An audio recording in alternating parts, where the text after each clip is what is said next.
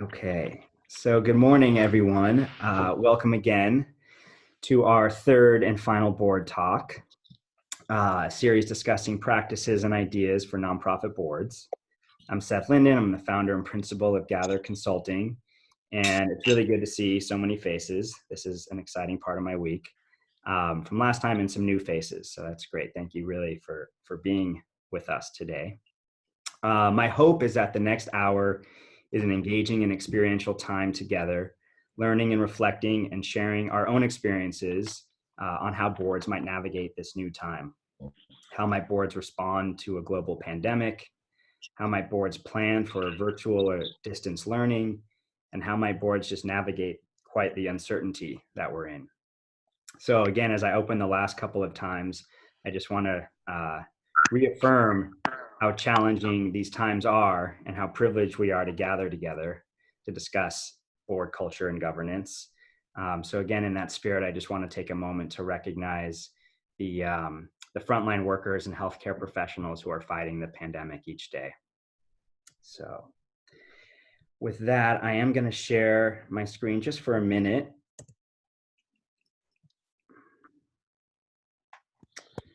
And go over our agenda briefly. Similar, if you've been here before, similar schedule or similar agenda. We'll do some welcome framing and some intros. We'll go around and just share via chat who's in the Zoom room in a minute. We'll take a few minutes to do some reflection, talk about our lived experience.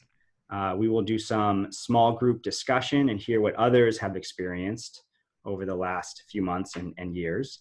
And then we're very lucky and very excited to have an interview, Q&A discussion with my former boss, Chip Edelsberg, and dear colleagues, Lisa Farber-Miller and Toby Rubin. They're going to share some wisdom, and you are lucky to be in their small groups to have a small discussion.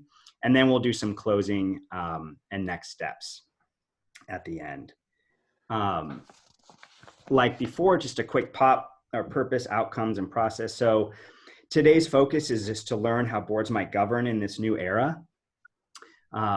Outcomes and goals, just like the last couple of times, I hope we can connect and reconnect with new friends and colleagues on this workshop and discuss what boards need, what boards can offer, and how to navigate these times. I think there's a tension between, as a board member and a consultant, going back and forth between the immediate response and the planning for the future, and how to hold both of those in equal balance, I think is something I'm struggling with. Norms, briefly. We'll type questions. If you have any questions or resources to share, please type them in the chat box. I will try to get to them if I can, and if not, I'll be sure to follow up. You all should have received a Google Doc, and if not, I will put that link in the chat shortly to do some reflections. This is a really great way to stay connected and conversational during this workshop, and to be in touch afterwards as a resource. Yeah, and just as colleagues going through similar experiences. Of course, if you're not talking, best that you mute yourself. If you need to take a break, bio break, get some water, great. Just probably stop your video is best. I put these last two in just as a little more to think about, is lean in and lean out. The idea, if you're used to speaking a lot during these workshops and conversations, maybe lean out a little bit. If you're used to being quiet, maybe step forward a little and ask a question and challenge yourself to ask a question. And then finally, this idea of equity of voice, and it means different things to different people. I like to think of it as don't speak twice until everyone has spoken once, and let everyone have the opportunity to speak, especially those kind of historically marginalized voices, to speak first. So with that, I'm going to stop sharing. We're going to go back. We got our speaker view. Fantastic. I want you all to write in the chat. Who's here? Write your name, your organization, your role, what city you're calling in from, and one question you have for today. So again, I would type Seth Linden, principal, Gather Consulting, calling from the great city of Long Beach. And my one question for today is, how how do boards know what to prioritize right now? So type those into the chat, and you'll see folks, instead of having everyone just go around, I think this will be a nice way for everyone just to write and read. And while folks are writing, this is great. I'll just share for a few of you. There's a few new faces on here, so I'll just share real briefly a little bit about myself. Yeah, and I see everyone typing in the chat. Thank you. So I'm a former teacher, high school teacher, nonprofit CEO. I'm a board member, foundation professional, and now I'm a nonprofit leadership consultant. Gather Consulting works with philanthropists and CEOs and foundation professionals, and I advise on board culture, governance, and leadership. My why I get up in the morning, besides to be with my kids and my family, is I love connecting people and ideas so leaders can be their best selves. So this gives me a lot of pressure to be able to gather you all today and learn from and with you. I want to move on to all of you. I'm going to call on a few of you just to make some quick intros and share a question, if you don't mind, just to get this a little bit more interactive.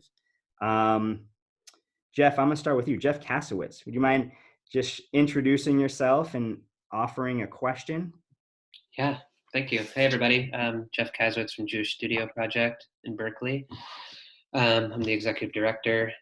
I think the main tension for me is just like sitting in this time of unknowing and committing to the learning that can come from being in the unknown, and balancing that with also having to move forward and, you know, pay salaries and care for our team and do things when I know that the deepest learning will come from kind of a patient approach to sitting with this uncertainty. Thanks, Jeff. Shira Rosenblatt, good to see you. Would you mind introducing yourself and offering a question? Sure. Shira Rosenblatt. I'm at the Federation in Los Angeles, Associate Chief Program Officer.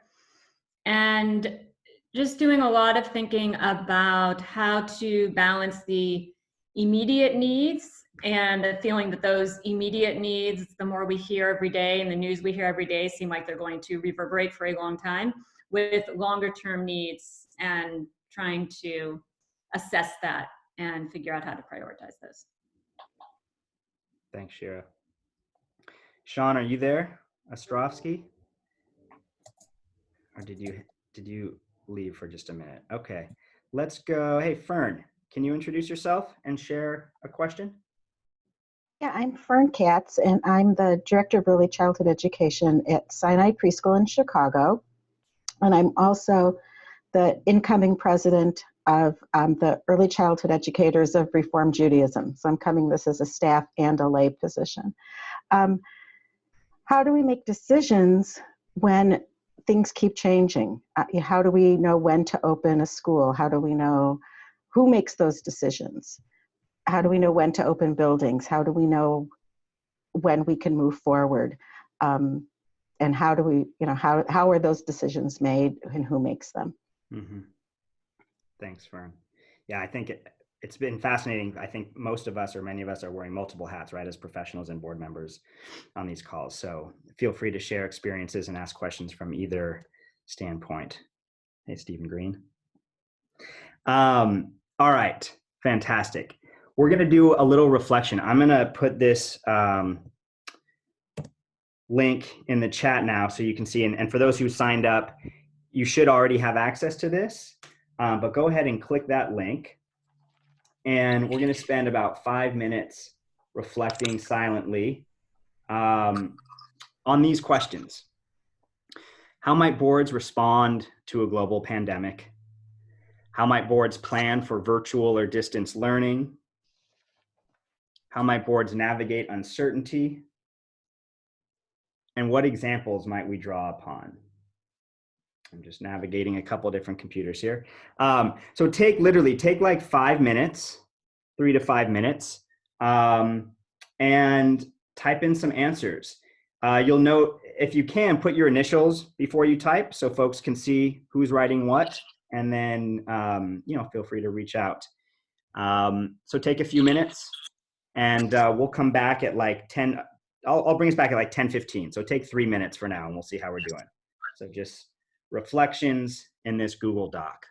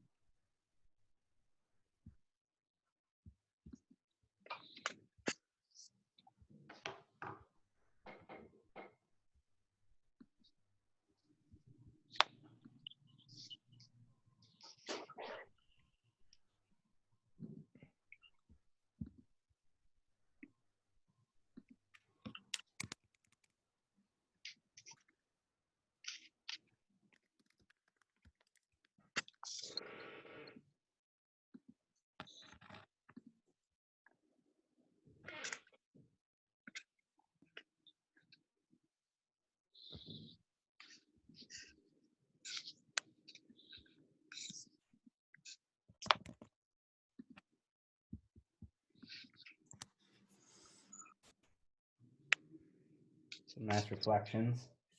Coming in, take like 1 more minute.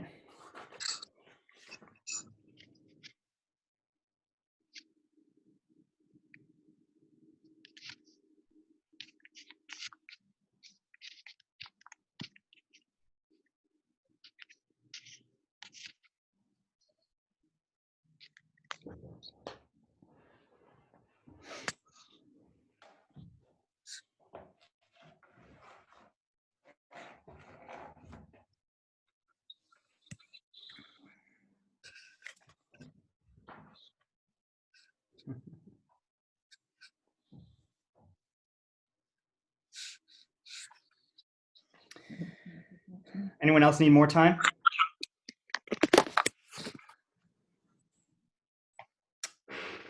All right, cool. All right, I'm going to introduce our distinguished facilitator leaders today, and then we have the opportunity to break out into small groups with them. And there should be, there'll probably be 5 or 6 of us in each group, and then we'll come back to learn together. So Chip Edelsberg, founding executive director of the Jim Joseph Foundation, and now a coach for senior leaders and boards. Chip was my first mentor in the Jewish Foundation world. I owe him a debt of gratitude for hiring me and teaching me the ins and outs of relational philanthropy. The primary focus for Chip's consulting work now is advising public and independent sector organizational leaders in their efforts to achieve demonstrably higher levels of organizational excellence. It's from your LinkedIn profile, sir. Lisa Farber Miller, former senior program officer at the Rose Community Foundation in Denver, Boulder, now principal of Philanthropy Partners Consulting. Lisa and I worked together while we were both in the foundation world, especially on early childhood projects. And Lisa's consulting practice now is primarily focused on strategic planning and advising all kinds of funders and foundations. Lisa has extensive experience in next-gen engagement, Jewish philanthropy, endowment building, and plan giving. And Toby Rubin, founder and former CEO of Upstart, chairperson of the New Left Accelerator, and principal of Toby Rubin Consulting Services. Toby does executive coaching and consultation for people involved in leading and driving change that enhances people's lives in ways likely to make the world more just and equitable. Toby is a good friend of the Jewish nonprofit management and leadership community. She knows a lot about governance and is generally one of the more creative people around. So thank you, Toby, Lisa, and Chip, for all being here today. I'm going to break us out, and a few of you are lucky enough to get me also as a facilitator. So there'll be 4 rooms. We're going to break out for about 20 minutes this time. I heard it was nice to have more time to have discussion. And then at the end of the 20 minutes, we'll come back and we'll have a little Q&A with the facilitators. Questions? Comments? All good. All right, let's see if this works. Okay.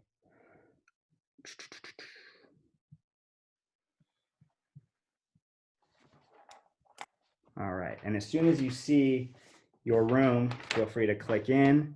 I'm gonna make sure that folks are getting assigned.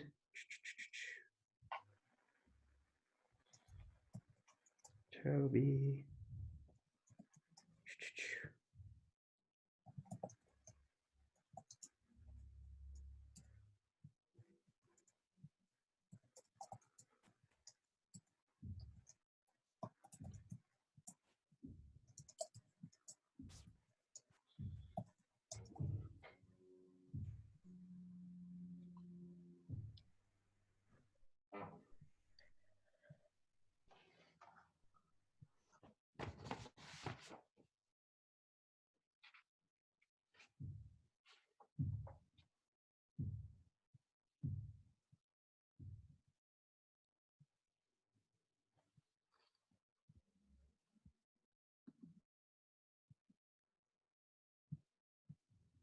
Okay. We all here?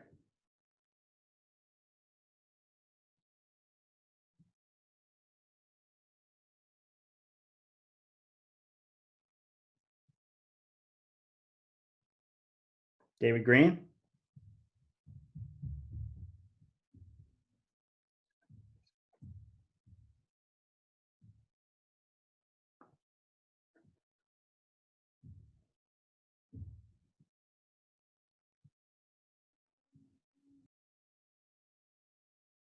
Okay. Hey there. Hi, Hi, Susan. Is it Suzanne or Suzanne? Suzanne. Suzanne, hi. Hi, Norman. Hi. Hi, Jessica. Zach. Fantastic. Okay, I hope folks are in their right rooms. We'll see. We'll see how this goes. Here, let me just take a quick a quick check at everyone else. Okay. Okay. All good. All good, all good. Cool. Let's just go around. Now we can just say who we are, what we're doing here. A word or two. How are you feeling? Just a crazy, crazy time. And then we can dive into this stuff. Norman, I'm going to call on you first since you're in the top left. Always.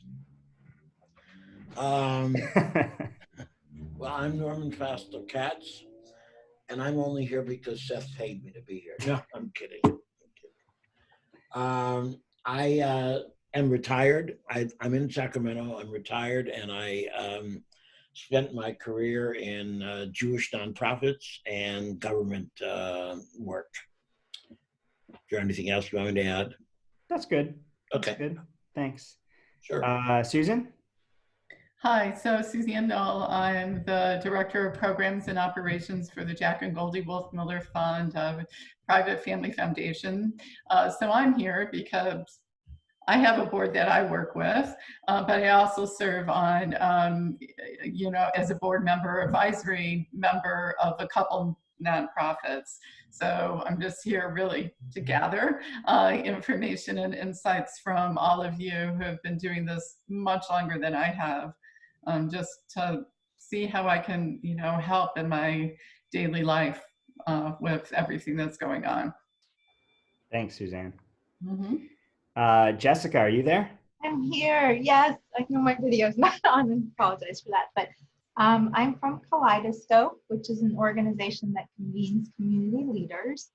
And what I'm doing here is I'm a huge fan, like I think many of us are, of Seth.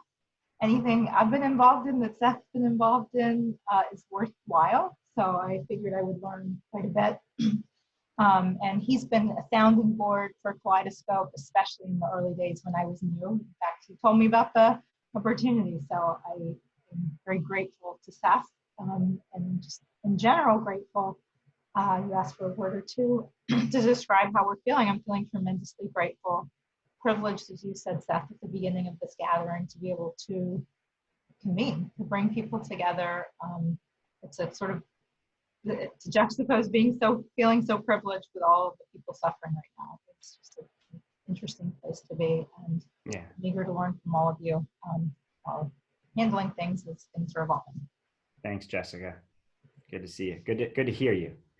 Alan, are you there? Alan? Maybe not. David, are you there? Alan and David might be having technical difficulties. Okay. So the idea for the next 12 minutes or so is really just to share. I have kind of 3 ideas of what we could share. And I'm open to wherever you all want to go. There's a lot of great responses on that Google Doc. And so I'm happy to have anyone kind of reflect on what they wrote, or share a little bit more about what they wrote, is one thought. If you just want to share about what you need right now as a board member, or what you need right now as someone who's supporting boards, I'm happy to hear that. Or if you just have questions, feel free to share any of those questions. And this is informal, and we can just explore some ideas and questions together. So I'm happy for anyone to jump in. Well, I'll start. And just very briefly, it just seems to me that as the old guy on this call, that this is a whole new world, that nobody could have projected it in terms of the technology and how boards are going to function from here on. I'm very big, I have been during my entire career, big on boards coming together, establishing some form of relationship with each other, and moving forward. And I think it's going to be made more difficult because people are not going to be physically there, present. So all you're doing then is and then you got to start from the place that some people, and I think I'm fairly confident on this. Even today, I had trouble getting into this call. Not for anything that Gather did, but it's my own ineptitude that did it. And so I think you have to be very kind and gentle with people to help them minimize their anxieties about being involved in the call. And I think that requires time. I mean, I think you can't just gloss over it and say, okay, now we've told you this, let's move on. I think you got to help people experience it. Agreed. I've been reading a lot about just having more compassion for ourselves, board members, CEOs, but just as people. I'd share. I had a terrible day the other day parenting, and realized because I was trying to parent and work at the same time, and I just need to focus on one or the other. So I focused yesterday more on parenting and took the day off, and the day was obscenely better, way, way better. But yeah, we got to be easier on ourselves. Thanks, Norm. So, one thing that I was unprepared for is dealing, and it I think relates to this, dealing with everyone's anxiety. My own anxiety about what was happening, but then also in my professional life, how did I, take care of my board members, and how do I take care of my staff and their anxieties, and what does that look like? And just being able to, I'm very process and business oriented, and it was really, I had to take a step back and say, okay, this is a need. It's not one that you're used to dealing with, but it's a definite need. So it requires time, and felt extremely inadequate, like how to deal with other people's anxiety that wasn't mine or my family's. So, any advice or resources that you have for that would be really helpful. On advice or resources dealing with anxiety, both personal and your colleagues? Well, not necessarily that on a mental health level or none of that. I'm just, like relating to people on a more personal, yeah. Yeah, I mean, I could share briefly, and anyone else feel free to pop in. I think one thing I think I shared, we talked about it the first conversation, and I've definitely just heard it in other meetings and board meetings, is just adding time to check in with folks. So even if it's a 30-minute meeting, take 5 minutes at the beginning to just check in. And if it's a longer meeting, then have or there's more time, allow more time and space. I think an opportunity that this pandemic has provided is a way for us to see each other as humans, as human beings, and not just professionals or not just board members, and to realize that we all have a million other things on our mind. We have, kids, family, health, hobbies, and to acknowledge the humanity in each other. Even at a budget meeting where you need to approve a budget or look at an audit, and just check in, how are you, is so important. I think I found it personally to be helpful, and I think others have found it to be a little bit of a pressure release. And frankly, the meetings that I'm on where it's just all business seem even more artificial these days. And the meetings that are much more compassionate and curious about each other's state tend to go better.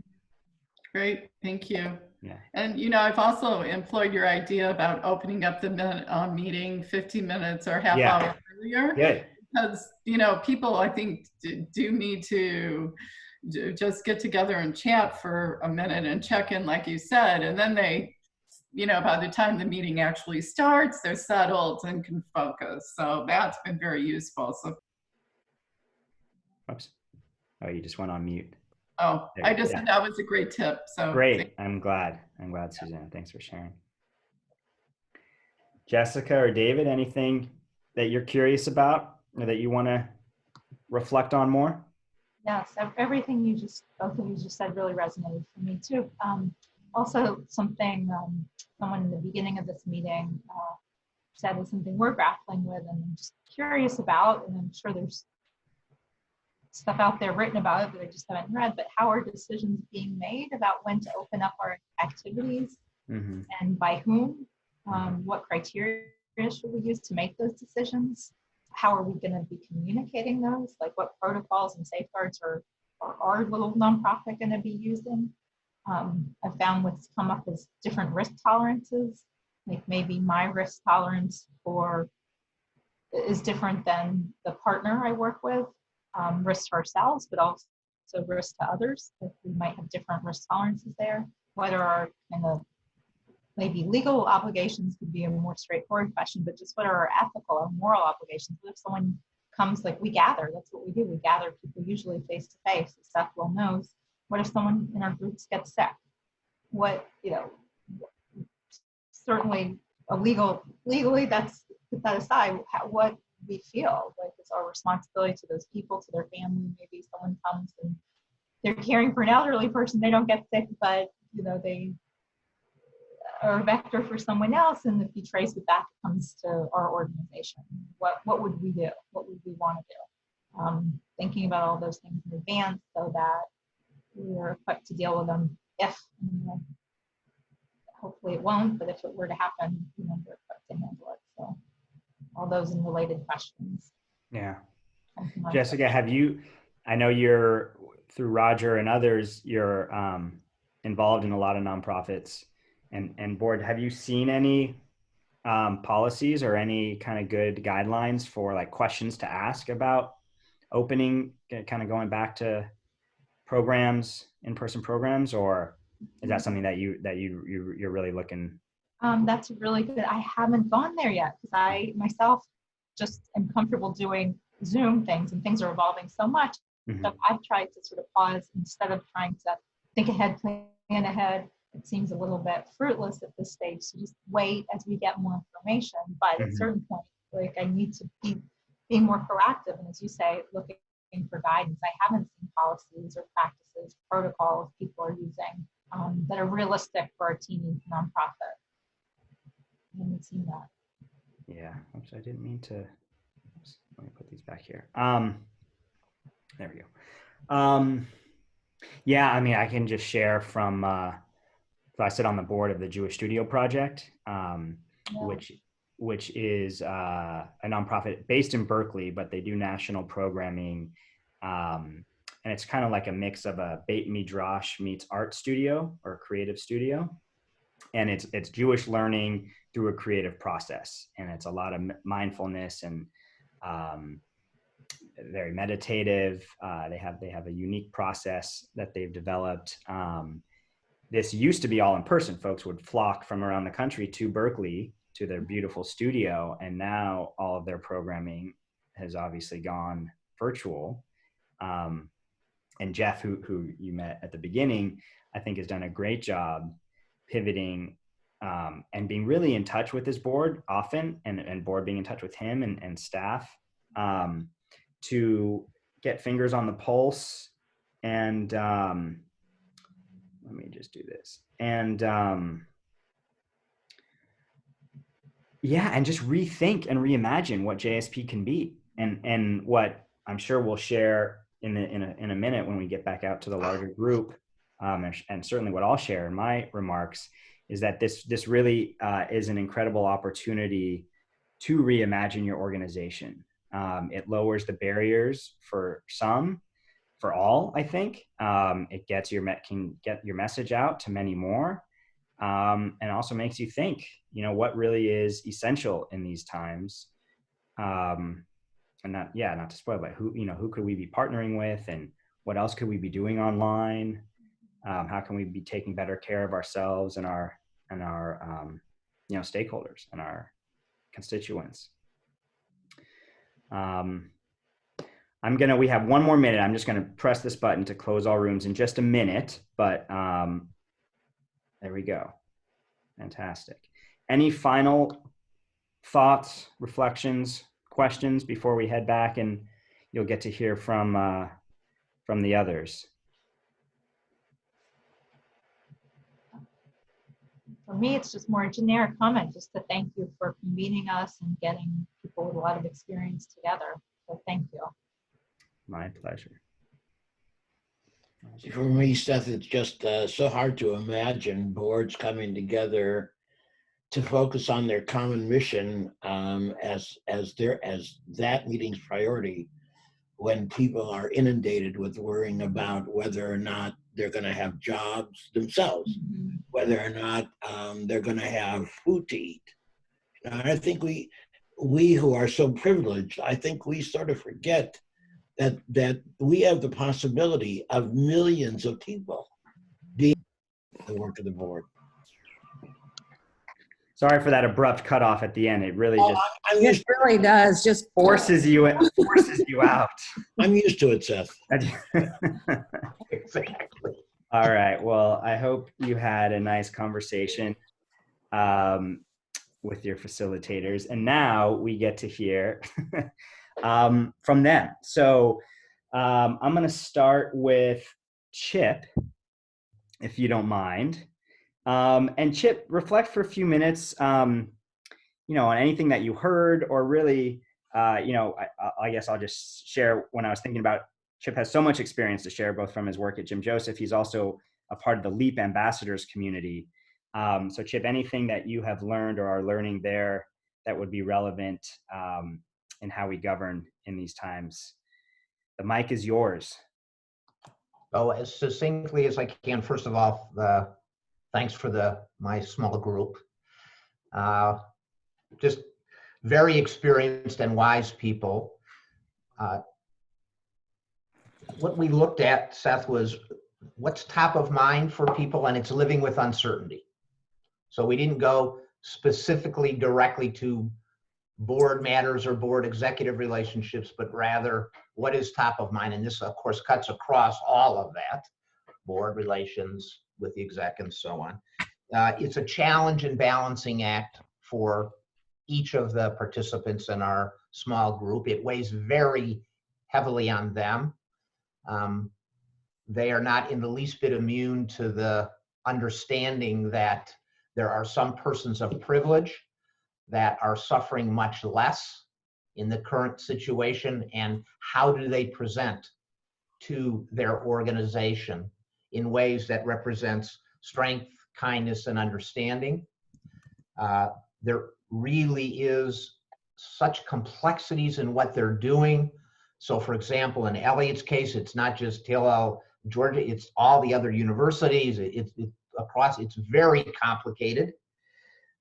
People looking for ways to find a modicum of certainty in all that ambiguity, and what some of you know is the VUCA world: volatile, uncertain, complex, and ambiguous. We ended, I think, on a very high note, and I should preface by saying I really have to tell you, I get my back up when people tell me about the new normal, because I don't know how you have the remotest idea of what the new normal will be, unless you're a savant. And I, by the way, am terrible at presaging the future. So I would have nothing to say about that. Terrible. And some of you know, I thought that cell phones and bottled water were bad ideas. So, what do I know? But interestingly, Jeff noted to, I think, really cap our conversation that, and was getting a lot of nonverbal affirmation from others, that they're not thinking just about the new normal.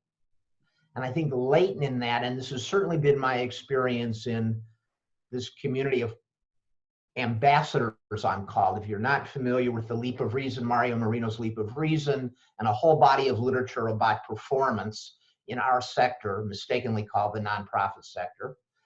You don't call a sector by what it's not. You just don't do that. I don't think, I can't speak, I'll speak for myself. I don't want a new normal.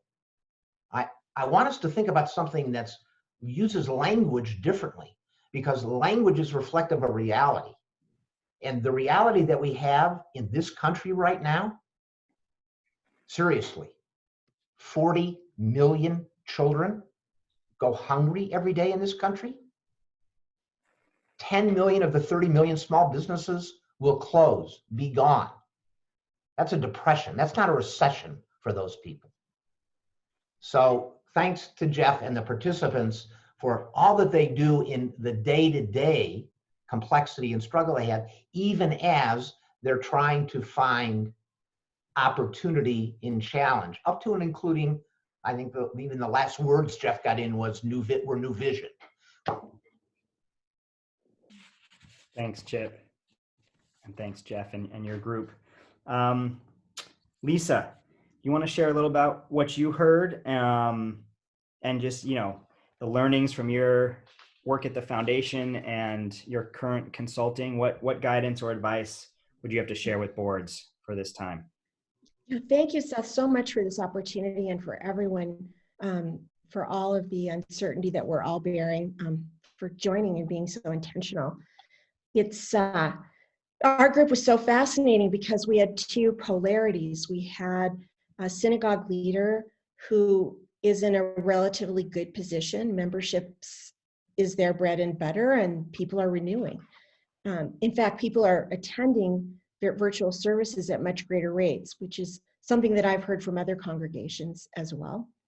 And then we had the board governance chair for a JCC, and JCCs are really, their economic model is very threatened because of revenue from, day camp, resident camp, preschool is all evaporated, right?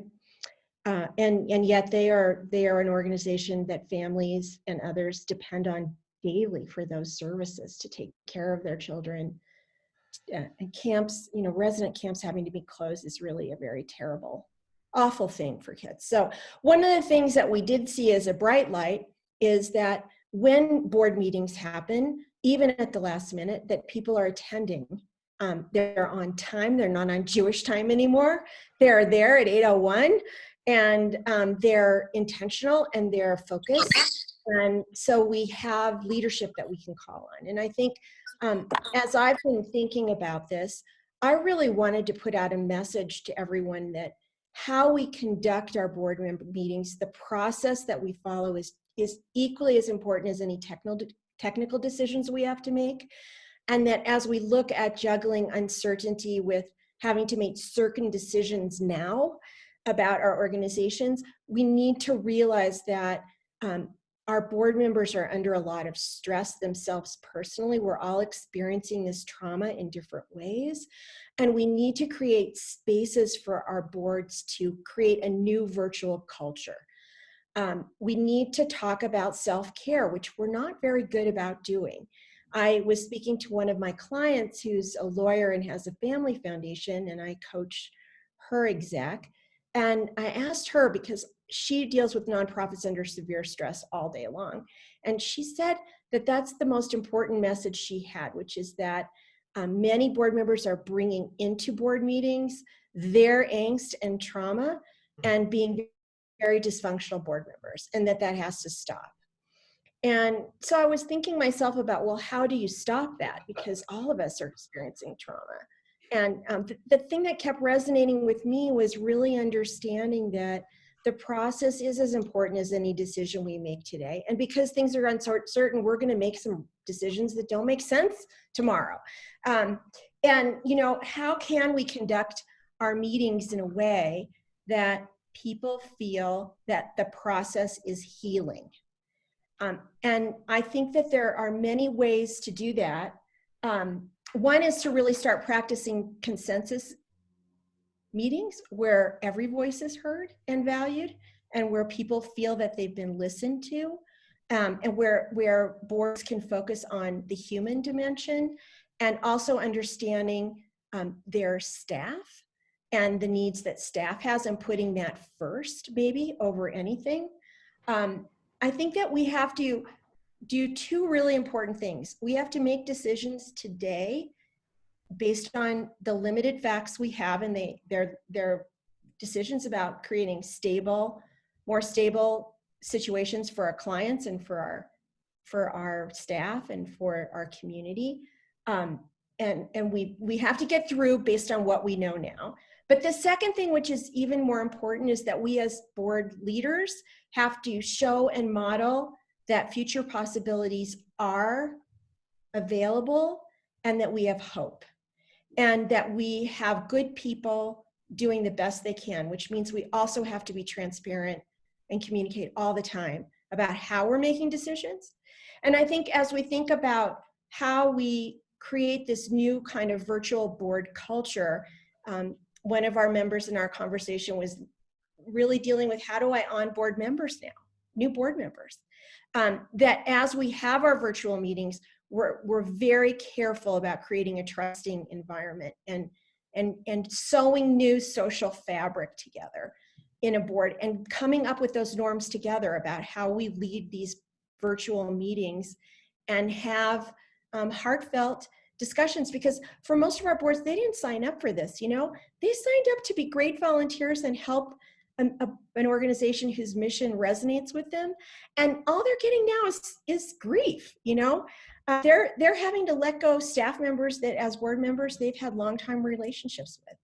They're understanding in a way that maybe some of us don't, the trauma of their customers and clients, the trauma of those parents who no longer have summer camp anymore for their children, and the grief of the children.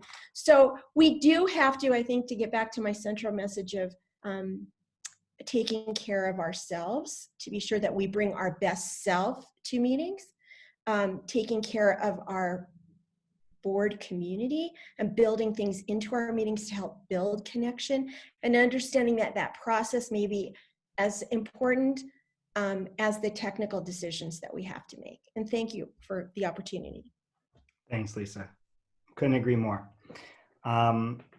Toby, can you share a little bit about what you heard? And you know, we talked about your experience formerly as president of the JCC in San Francisco, and any lessons that you learned there would be helpful to hear.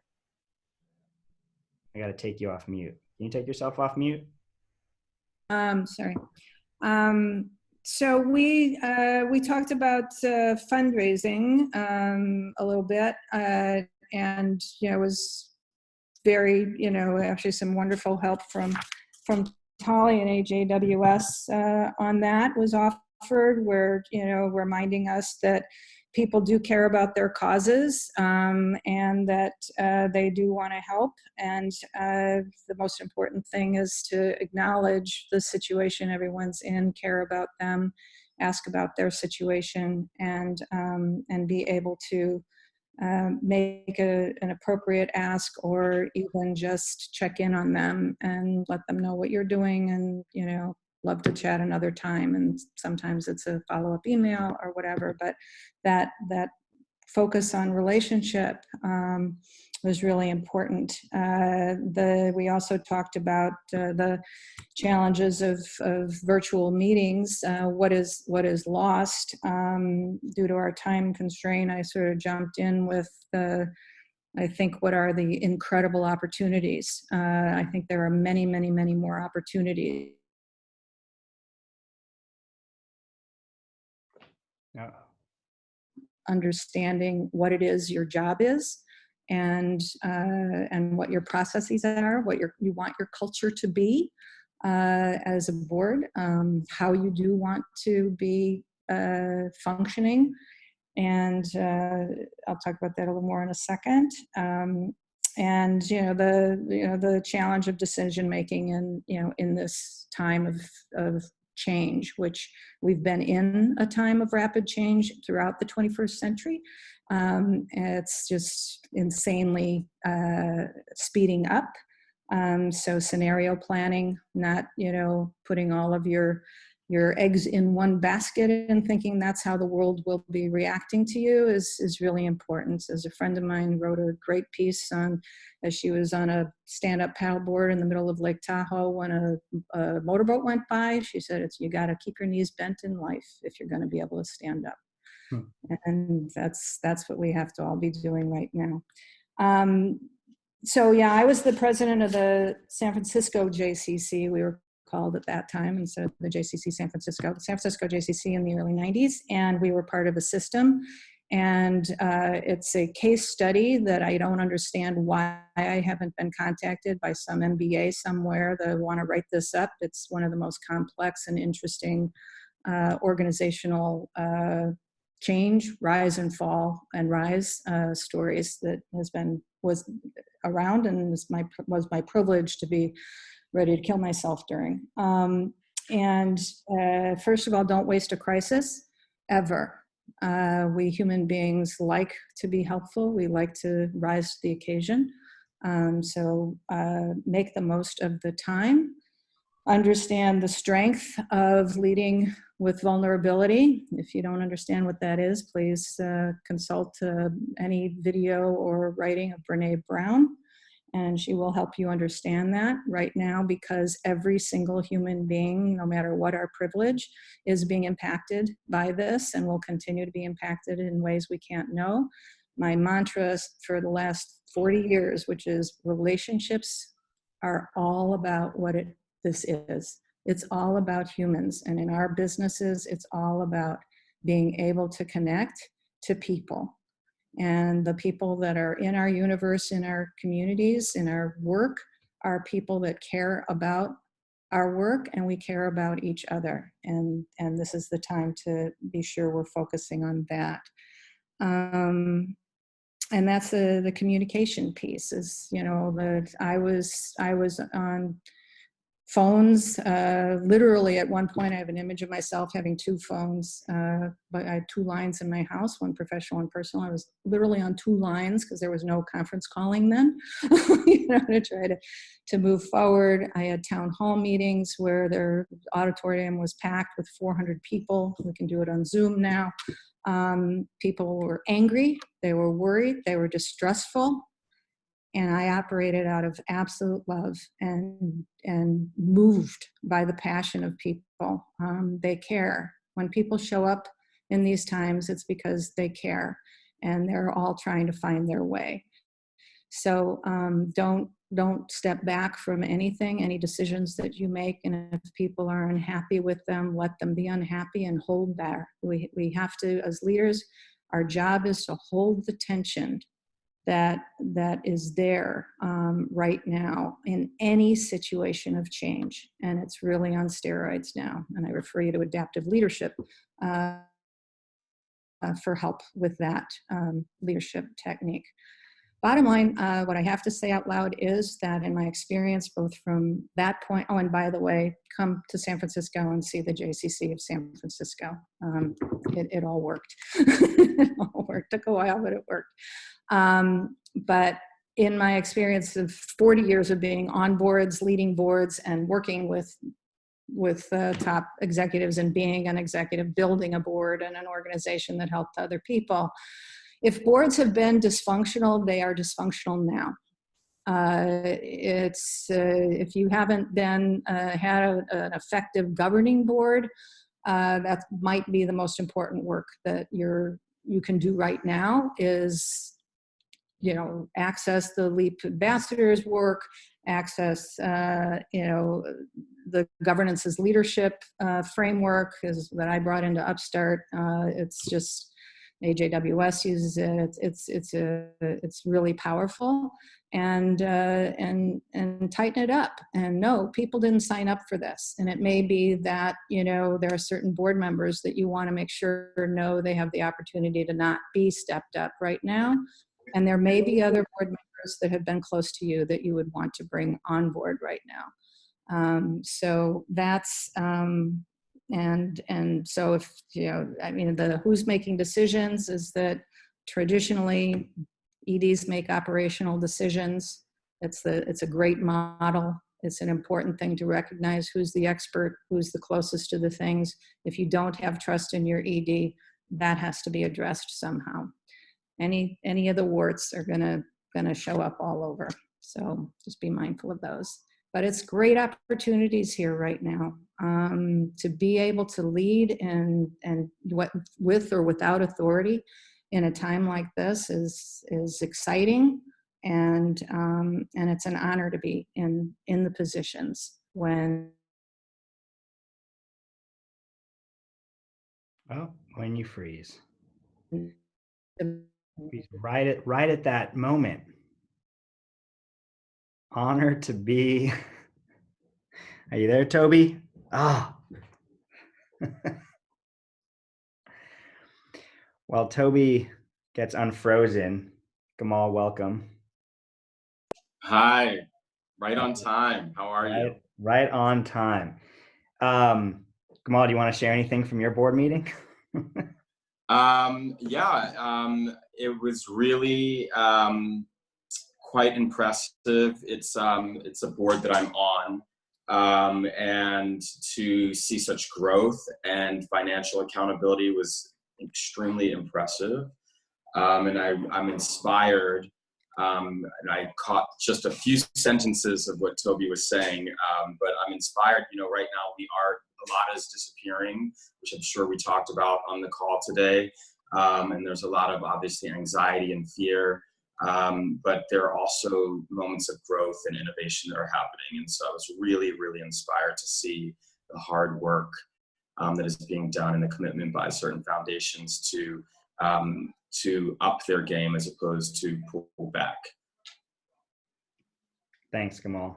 Toby, it was great. You literally cut off, you froze right at that apex of your, I want to respect, we have 4 minutes and I'll stay on a few minutes later just for Q&A, but I do want to share just one final screen of a few ideas, I guess, that I've gathered and that certainly came up in our conversation. And I'll send these out to you all afterwards, but really briefly, and then hopefully we'll have a minute or two for a question. As folks said, this is not the time to hold back your giving on boards. This is the time to give generously if you can.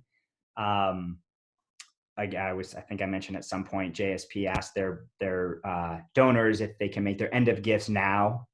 Do that. So that's a great thing to ask. Toby and Chip and Lisa, we all talked about trusting your CEO. There's nothing more important than trusting the professionals in charge, to build that strong partnership, to be transparent, to be humble, to be vulnerable with each other. Call your executive and check in. I think Joan Gary had a blog about this a few weeks ago. Don't text, don't email, pick up the phone if you're on a board and call your executive and see how he or she or they are doing. That they need it and they'll appreciate it. I think meeting more frequently for less time, we'll see happen. Shorter board meetings every 2 or 3 months might be the norm.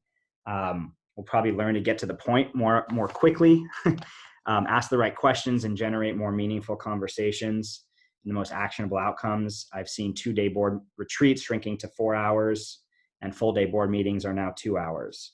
So think about how to condense. Obviously, assessing cash flow just as a very practical matter. How much money's in the bank? Are we talking days or weeks or months? And what do we do if and when the money runs out? Relatedly, make contingency plans. What happens? Are we going to fold as an organization? Are we going to merge? Do we continue on? Do we get bigger? Do we shrink? I think a pandemic is the right time to be asking these big questions. Brainstorm potential partners. Who do you want to work with? Who does what you do, but maybe better, or for more people, or for cheaper, or for more money? Who would be fun to collaborate with and deepen our impact? Obviously, discussing what virtual learning looks like for you and your organization, and how that looks organizationally and for the programs that you put on. And finally, just asking your professionals how the board can help. How can we be of service to you? CEO as a thought partner, as a sounding board. And then ask yourselves, ask your board, what else could this be? Again, I hearken to JSP, they ask, that's a part of their process, but what will we carry forward? How can we reimagine this time? So that was quick. These always go by so quickly. Does anyone have a final question for any one of us to share while we're all here before 11? Feel free to raise your hand or type it in chat.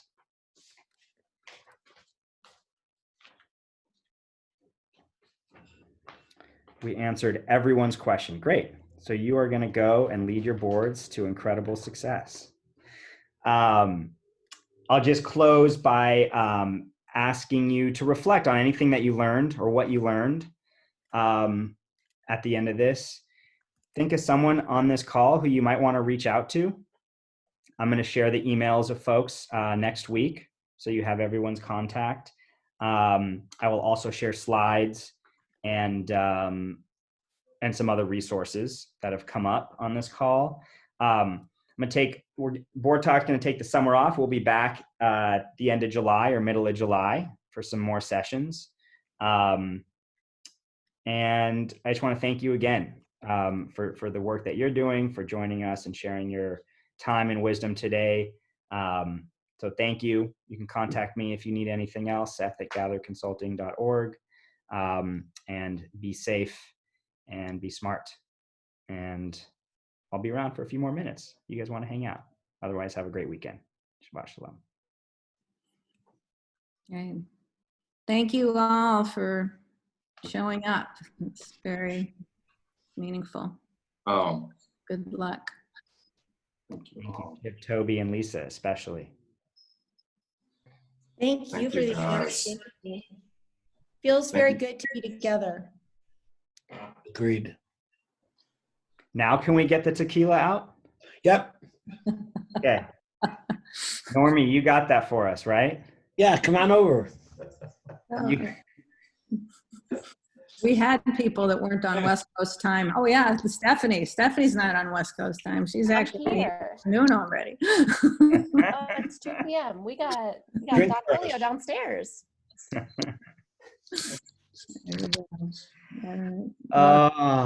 Yeah. If no one has anything, I will take my leave. That it's been wonderful to just see the faces and be together. Thank you, Toby. Toby, thanks for your wisdom. I loved what you had to say, and I think that whole point about if your board's dysfunctional to begin with, it's going to be a lot worse. And unfortunately, we have a lot of dysfunctional boards. And we do have high performing ones too, but in the Jewish community where I work a lot, we often have boards where people don't always bring their best selves to the